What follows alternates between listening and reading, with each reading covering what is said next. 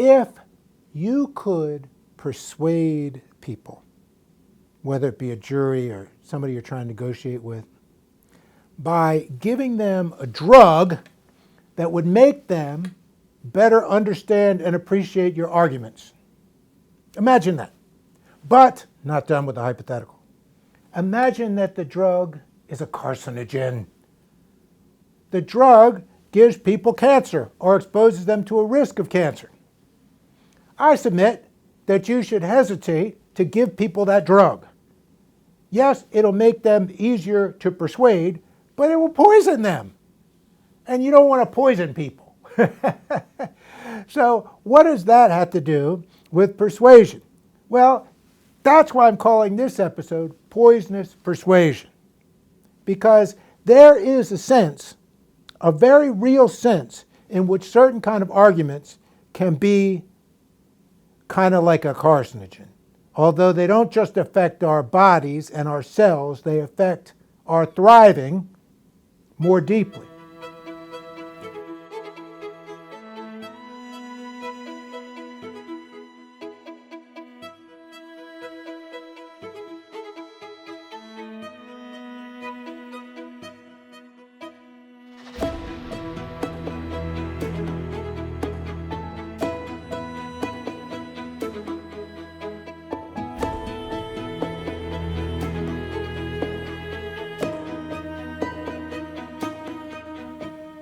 Now,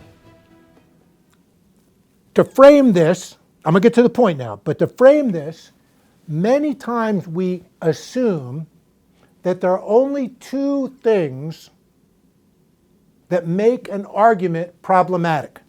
One, lying. Two, coercion. Most people would agree that in trying to get people to do things that you want them to do, you should not lie and you should not coerce. That those are ethically problematic. And they are. The reason they're ethically problematic, among other things, is they don't respect people's autonomy.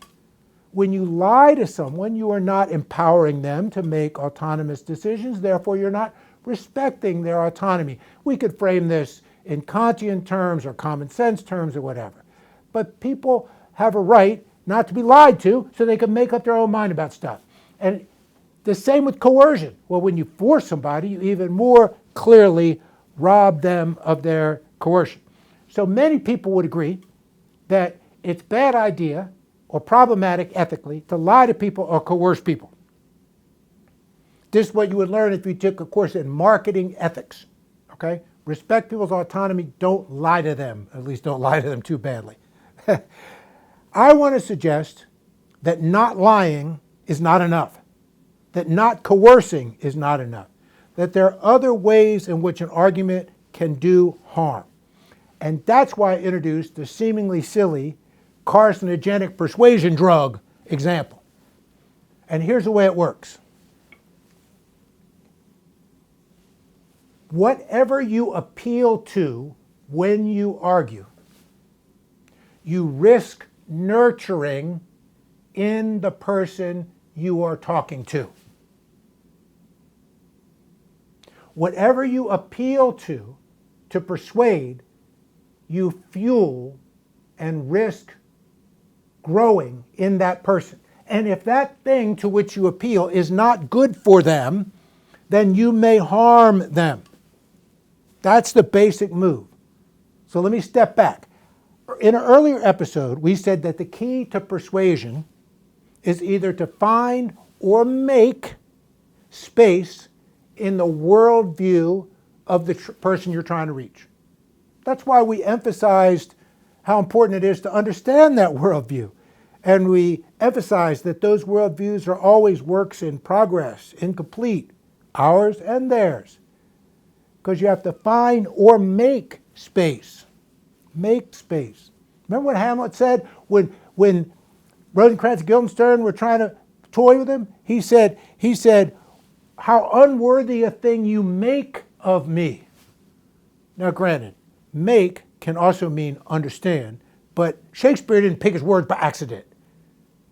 Make acknowledges the potentially constitutive, constructive aspect of arguments. When you persuade, you potentially nurture what you appeal to. So for example, this is too abstract, so let's be concrete. If I'm trying to get elected and I appeal to racism or xenophobia or fear in order to get people to vote for me, then I have done something problematic. Not just because those arguments are morally problematic, which they may well be, but because by appealing to racism, xenophobia, and fear, I risk nurturing those things. I fuel those things because the way I'm making space in a worldview, the way I'm using arguments to persuade, is I am bringing to prominence certain aspects of a person's pre-existing worldview. That's how I'm navigating the worldview. It's not physically navigating. I'm bringing into prominence certain aspects of their worldview. And that creates a potential cognitive dissonance where other things are less crucial to them. So if I'm trying to persuade you, I'm calling your attention to, highlighting, strengthening certain aspects of your worldview that you then make, I hope you will make, the basis for some decision. Okay, that's what I'm doing. There's nothing technical about that. I'm appealing to something, and I'm trying to ask you to make that, in part, a basis for a decision. So if the thing that I'm appealing to and asking you to make the basis for a decision is something that's bad for you, then I am nurturing something that's bad for you. And that's my point. My point is if I nurture racism, xenophobia, for example, I am nurturing in you something that is ethically carcinogenic in the eudaimonistic sense. I don't mean just that it's wrong, I mean it's bad for you. I mean you're less likely to live well if you nurture those traits. And it's not just those traits. If I appeal to greed or vanity, if I appeal to your greed or vanity in order to sell you something, for example, I'm going to sell you this t-shirt because you're going to look great in this t-shirt. And I appeal to your vanity because you like to think you're in good shape. And so I'm telling you you're going to look good in the t-shirt. So I nurture that vanity and highlight it and sell you the t-shirt. Whether or not it's a good t-shirt, I may have done you a disservice by nurturing in you an attitude, a value that is not necessarily good for you, or greed. If I appeal to your greed or self-interest, I may nurture greed or self-interest. So everything that you find in a person's worldview and decide to appeal to that. You say, oh, I've navigated the worldview. I understand this person better. I haven't just dismissed them, called them stupid, racist, whatever. I've understood how they see the world, and I've located aspects of that worldview that I can appeal to reach them. Ask yourself, are you willing to nurture, to water, to fuel, to strengthen those aspects? Because that's what you're going to do. And you think, can you prove this? I wish I could prove it. But I tell you where I learned it. I learned it from Socrates. Yes, Socrates.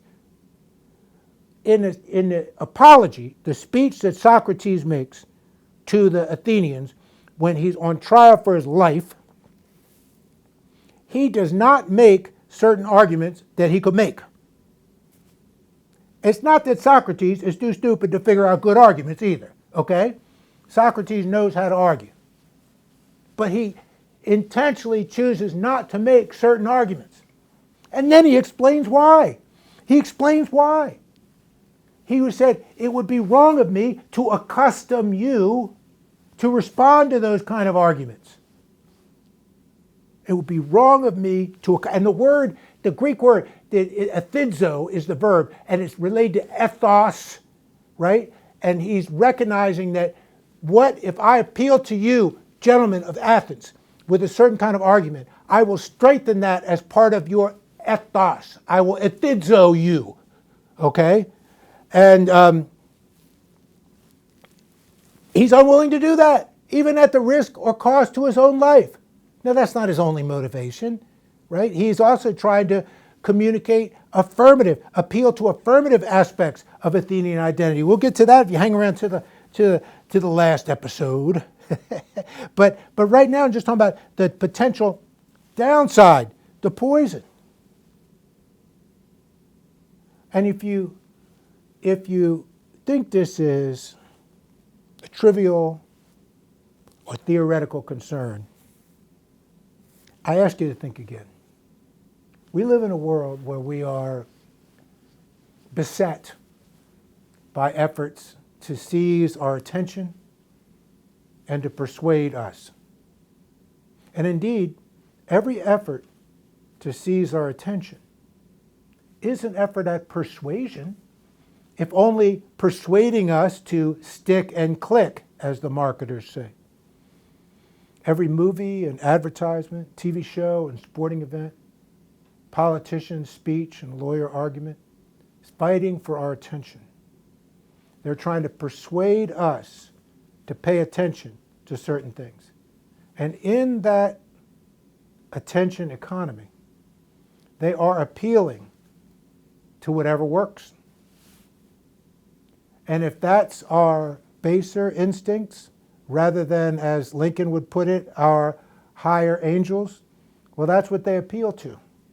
If marketers can sell us more t-shirts by nurturing vanity, they're not even thinking about that. They're just going to nurture our vanity. If I can sell more diet pills by playing upon your insecurity, then I'm going to play upon your, if I'm a marketer, I'm going to play upon your insecurity.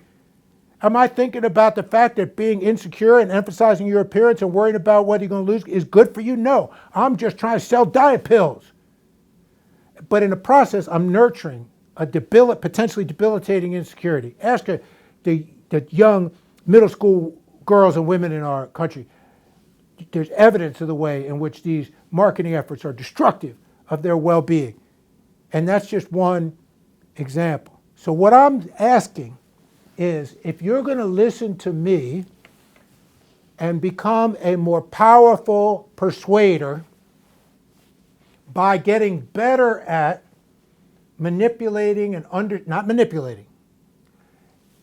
by getting better at understanding and navigating the worldviews of people in search of things to which you can appeal and elevate into prominence so that you can persuade them.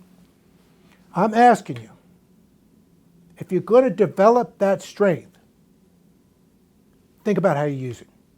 In particular, think about whether the thing that you're appealing to is something you're willing and eager to nurture. Just to bring it home to you, if you had a friend, a good friend, that you knew was insecure about their appearance, and someone offered you some money to go tweak that insecurity so that that person would buy whatever product, you would say, I'm not going to do that. I'm not going to do that to a friend, multiply their insecurity and make you a couple bucks. You wouldn't do it to a friend face to face. But how many of the arguments we make are doing something like that in a more diffuse, indirect, but ultimately more powerful way? So if we're going to get better at persuasion, if we're going to learn to argue well, I think we also ought to learn to argue ethically and responsibly. And that means respecting not just the autonomy, but also the well-being of those to whom we speak. And it means recognizing that not lying and not coercing, well, good first steps are not enough to guarantee that your arguments are as ethical as they are powerful. Thank you.